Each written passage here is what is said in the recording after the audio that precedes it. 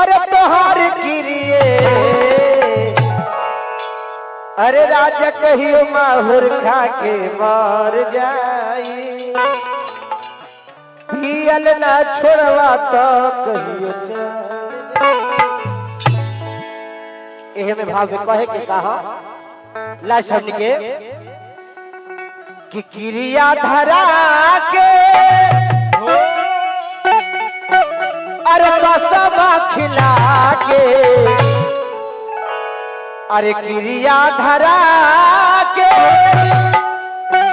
अरे कसम खिला के अरे चल गई राजा जी अरे पगली बना के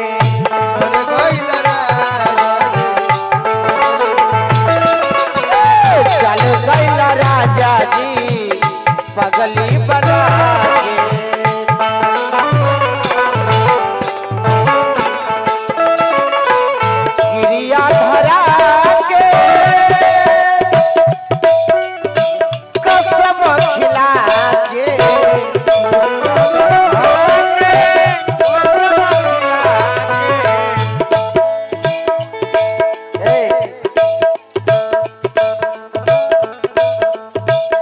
क्रिया धरा के कसम खिला के अरे रानी क्रिया धरा के कसम खिला के अरे चल गईलू रानी रे कि चल गईलू रानी रे पगला बना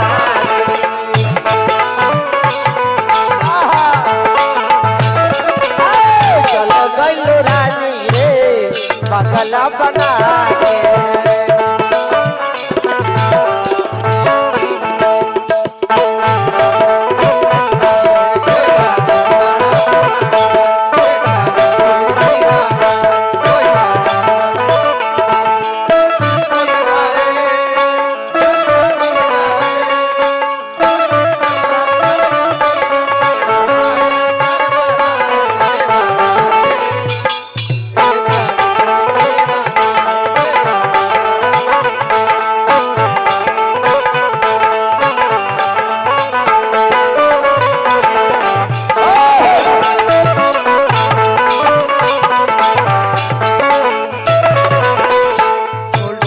अंतरा के का भाव लगा सुदर्शन बाबू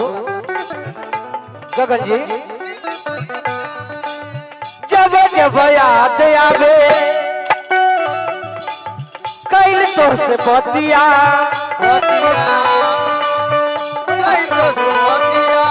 कोटे नदी नयावरी कटे नहीं रतिया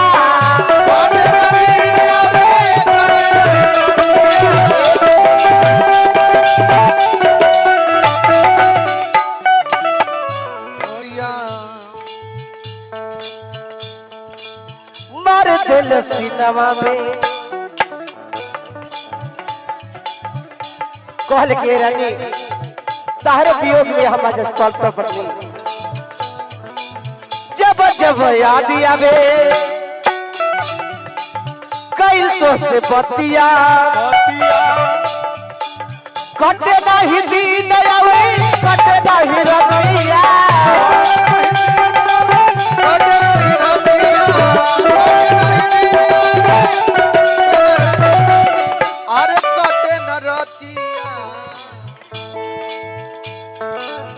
मारे दिल सिनेमा में छुरिया चला के चल गई राजा जी पगली बना के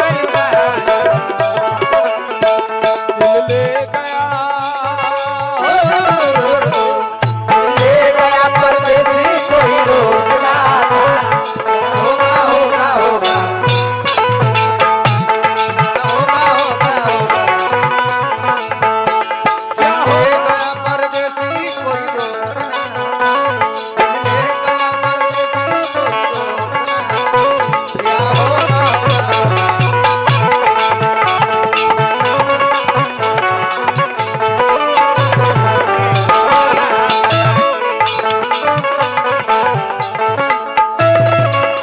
लास्ट अंतरा के भाव लगल का हो कहेला सुबास दोष कहेला सुबास दोष दोष हाथ जोड़ी कैसे निकाल गई दिलवा के छोड़ी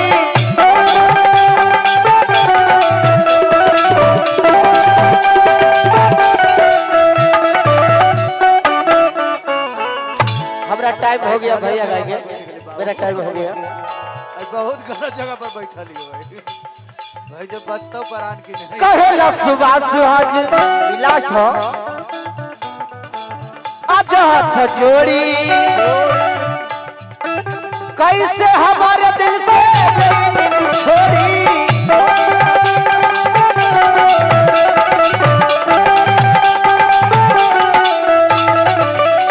और हमके आज छोड़ी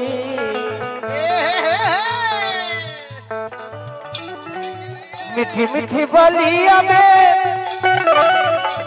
मीठी मीठी बोलिया में हमके फसाई ये जी चले के कि मीठी मीठी बोलिया में अरे हमके फसाई कहो अरे तो चल गईला राजा जी तो चल गईला राजा जी अरे हमारा के